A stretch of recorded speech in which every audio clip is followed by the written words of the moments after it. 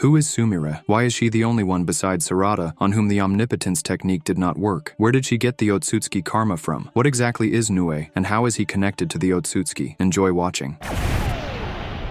For those who haven't watched the Boruto anime, Sumire, also known as the class rep, appeared out of nowhere, and those who did watch the anime didn't fully understand who she really was. This raises the question, why is she important to the story? Or another question, how is she able to resist omnipotence? The answer lies in the fact that she is connected to the Otsutsuki. Those who have watched the Naruto anime know that Danzo experimented with Hashirama's cells, since the first Hokage was unique, and to this day we don't even know to what extent. He was the only one who possessed wood element, and now, in the Boruto anime, we've learned that this power actually belongs to the Ten Tails itself. This hints that the first Hokage possessed such unusual genes that only the Jubi possessed them. Later on, Hashirama's genes were even used to create a divine tree, though it was artificial. But you can see just how unique the first genetic code is. Only the Ten Tails can transform into a divine tree, yet Hashirama's cells made it possible to create something that the Otsutsuki can normally achieve only through the power of the Ten Tails. Back in Danzo's time, he and his scientists tried to unravel the power of the first, and a portion of those cells was given to Sumire's father, who was tasked with decoding Kaguya's secret technique, Gozu Tenno. This technique allowed a person to become a vessel capable of summoning a unique being. After Danzo's death, Sumire's father fled the village with his family. Sometime later, he decided to complete his experiment. Using Hashirama's genes, he grew parts of the divine tree, visible in a capsule, and connected himself to them. In essence, he became a conduit for the divine tree's power, since the first was linked to this power. As a result, the Gozu Tenno seal was placed on Sumire's